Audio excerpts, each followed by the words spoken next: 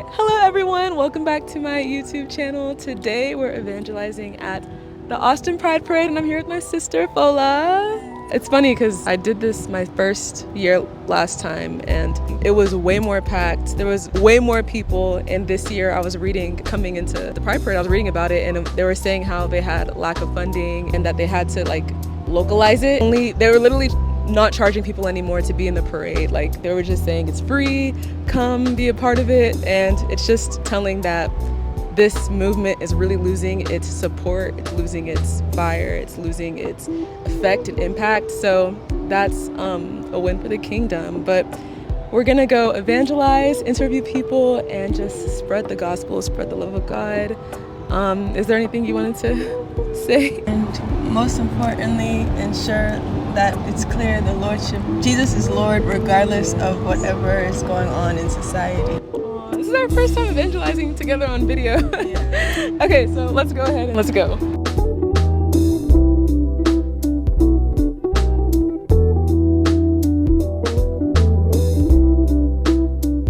What would you say love is to you guys? Like, what is love? I don't know, I guess to me, love is commitment and dedication.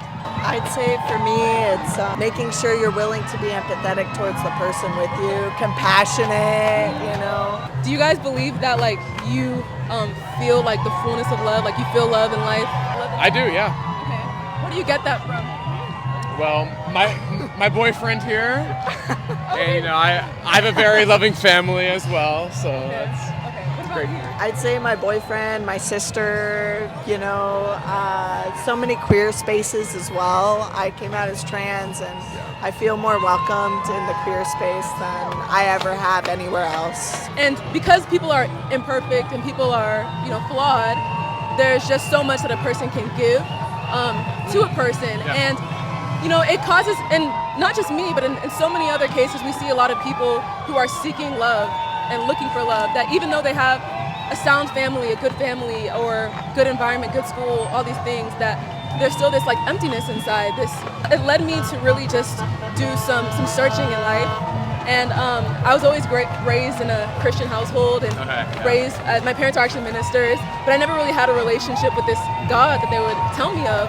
And when I was in high school, I kind of just opened myself up to a relationship with Christ, and I found a love and I encountered a love that was unconditional, that was pure and perfect. And essentially just like the message of tonight is like just knowing that Jesus Christ loves you guys so much, that he came to bring man back into a relationship with God. It's not about a religion at all. It's not about just following a bunch of rules, but he came here so that you can have a relationship with God because he loves you so much.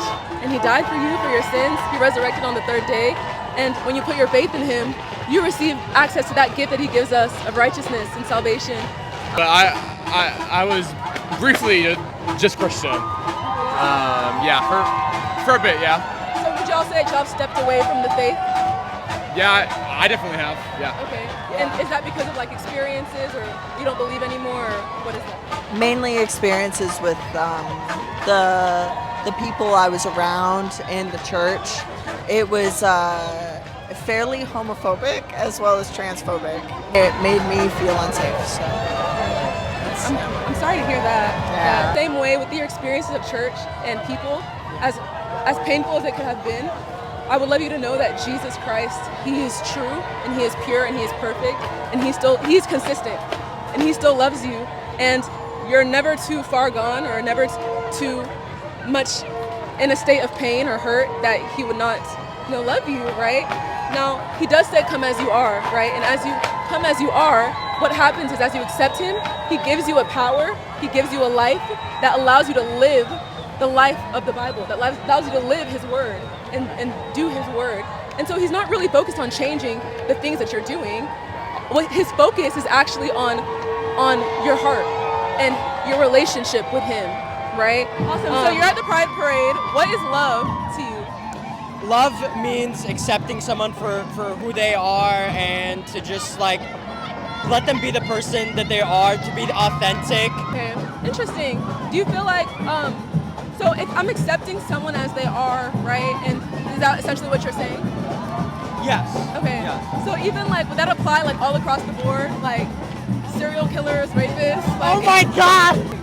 it's true. No. Okay, so that definition kind of gets it's conditional, right? I mean, sure. Do you believe in a higher power? Do you believe in something beyond this world? Yeah. So I believe in God, right? And I believe that God is love, and Jesus Christ is love, and He is the one that loves us so much unconditionally, not conditions, right? And He came to like have a relationship with you to bring you into this fullness of love. Because without that, we're seeking love in other places, even though we were made for love, but we're loving God for Him loving us. I believe in God, Do you believe in Jesus?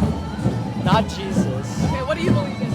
I believe in God, in the more of the Eastern understanding of God from the Abrahamic religions, like just all of them, all the Abrahamic religions, right? Because they all follow a lot of the same structure of believing in the prophets.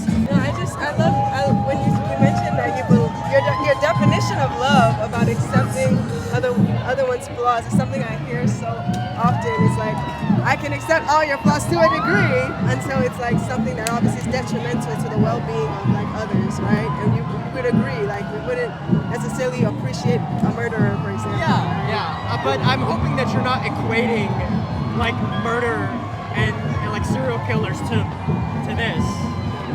Okay. No. It's just to better exemplify the definition that you're giving to love. Jesus died for everybody's sins. Right. Right. Everyone here. Right. And even anyone who also is in jail for all types of charges. He died for everybody, past, present, and future. All sins possible were laid upon him on the cross. But if he died, then it would be like, okay, whatever, the sin is not dealt with, there's still be an issue. But because he resurrected, that's where the power is. I mean, there's no religion, there's no faith that says someone has resurrected or has paid for sin. In fact, everywhere it's just like, okay, you're gonna pray, you're gonna fast, you're gonna do these things to get your sins like maintainable enough to like deal with. So maybe later that you're gonna go to heaven and stuff like that. But we have the proof.